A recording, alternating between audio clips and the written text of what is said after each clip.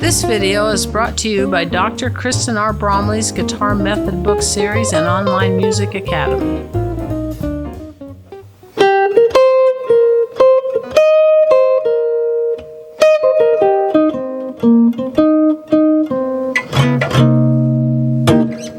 Hi, I'm Dr. Kristen Bromley. Welcome to my online academy. It's so great to have you joining me here in these online lessons. This is lesson 17 in this series that is all about jazz guitar. I love jazz guitar, so thrilled to bring you this course. In this lesson, we're going to build on what we did in the last lesson. They're very much related. So in the last lesson, we learned two different forms for the minor 7 arpeggios. And these overlap really with the major 6 arpeggios we've done in the course and the dominant 7th arpeggios that we've done in the course. We need to know these so we can improvise over these types of chords. So in this case, we're worrying about improvising over the minor 7th chord. And I do have those forms up here on the board. I'm not going to go over them again. I'm just going to assume you've seen the last lesson and have learned these forms. If you haven't, you want to check out lesson 16 and learn these forms and then come and do this lesson with me. Now in this lesson, we're going to really look at the application of improvising solos through all 12 keys or tonal centers of the minor 7th chord, all 12 options. We're going to work on improvising with these forms.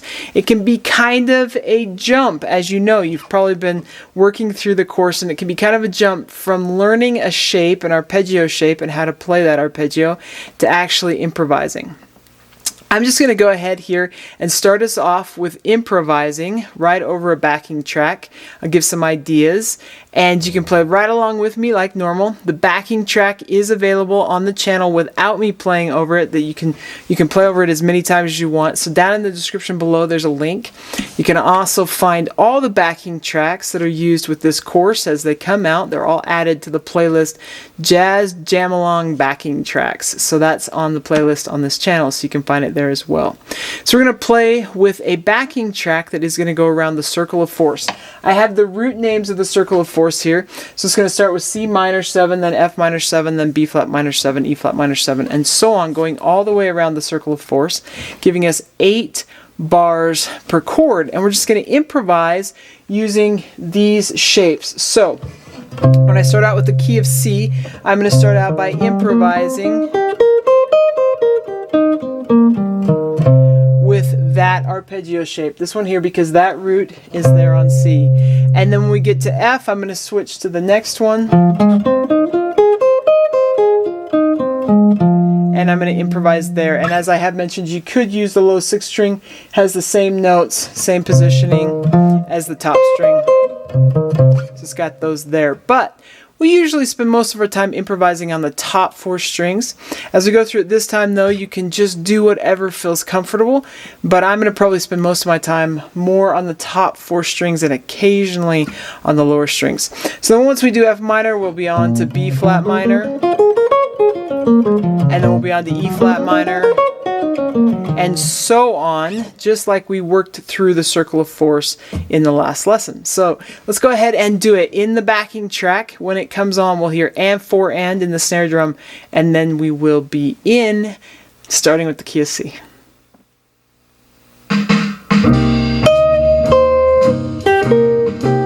So we're in C minor.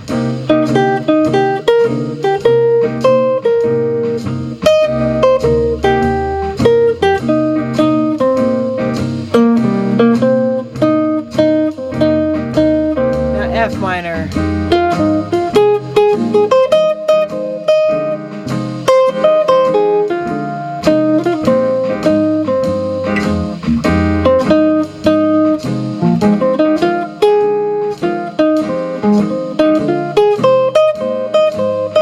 E flat minor.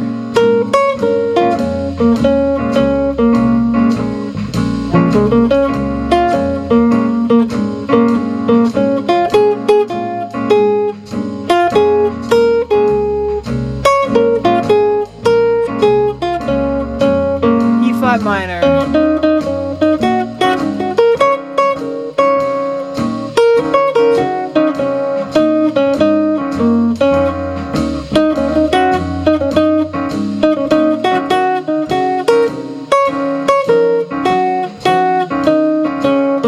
flat minor,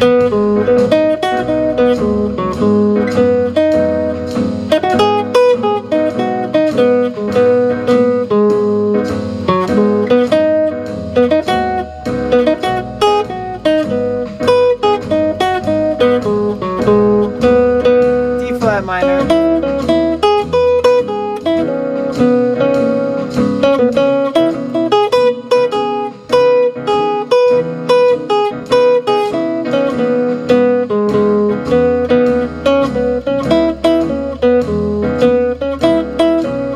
G flat minor,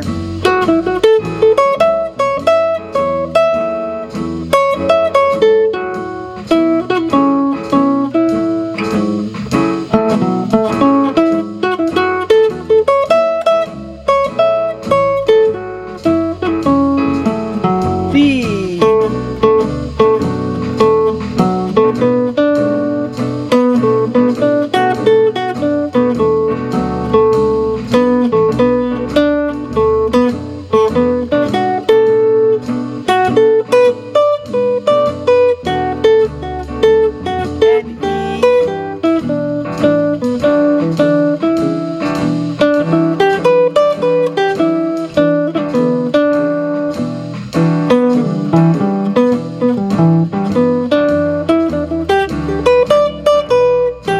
E, and A.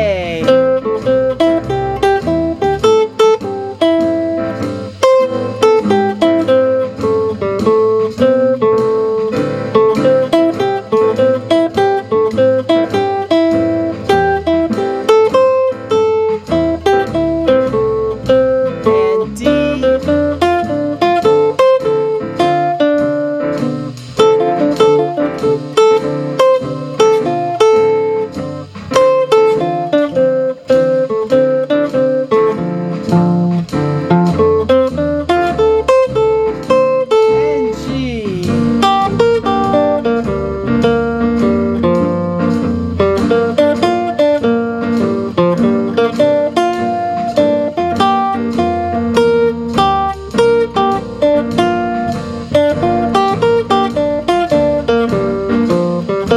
And C.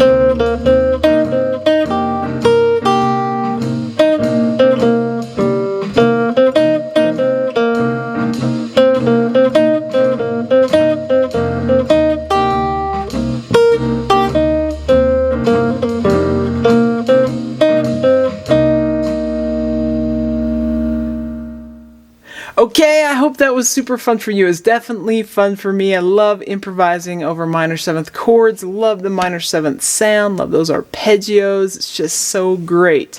Now, if you struggle with it, as I've mentioned in previous lessons, it's okay. Just keep working at it. You don't have to be perfect. We're just trying to gain command over things, and the more control we get, the more creative freedom we really have. So it's a great thing to do.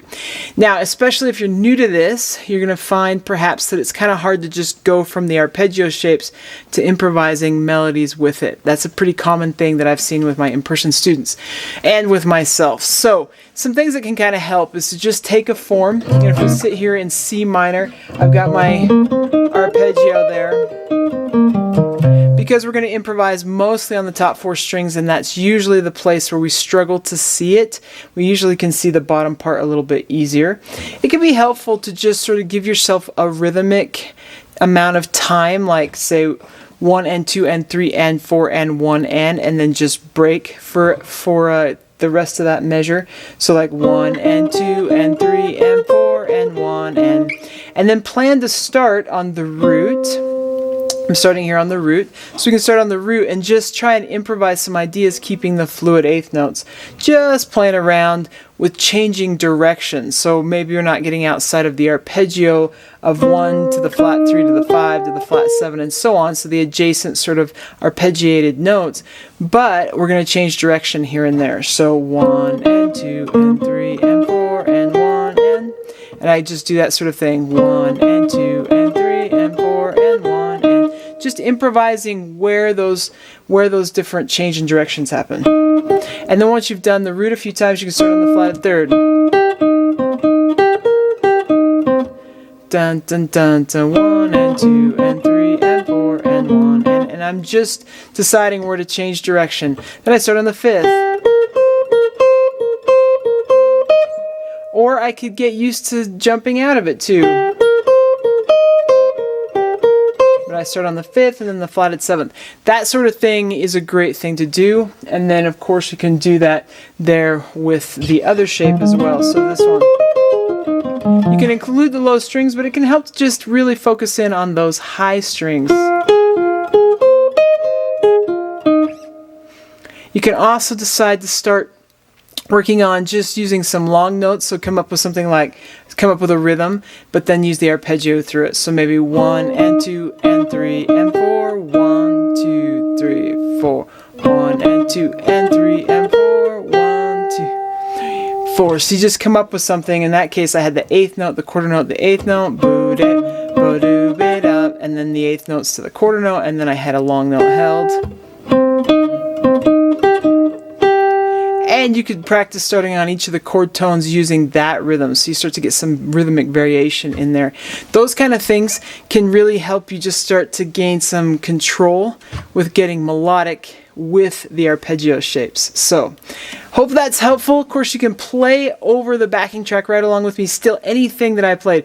We're always just, it's a language that we're learning, so we learn it by copying and hearing what others are doing and sort of figuring that out. So you're welcome to still anything that I played, or just play along with me and over and sort of let it sink in. And of course, the backing track is also available. As I mentioned, there is a link down in the description below where you can find the backing track that I was using here with the lesson, where you can play over the top of it as much as you want without me playing. And all the backing tracks, as I've mentioned, are available with that Jazz Jam Along backing track playlist that's on the channel. So, hope that really helps. In the next lesson, we're going to work on a new tune. One that uses the major 6 chords, the dominant 7th chords, and has a minor 7th chord. So we're going to start getting some work with all 3 chords in a tune together, all 3 chord types, I should say. So it's going to be awesome. Keep having fun. Take care. We'll see you again. If you found this video helpful, please hit the like button and subscribe to the channel. For more in-depth lessons and to progress through a free guitar course, check out my Guitar 101 series on YouTube and my guitar method books, which all come with access to hours of in-depth video lessons. You can find more information about me and my products at KristenBromley.com. Take care.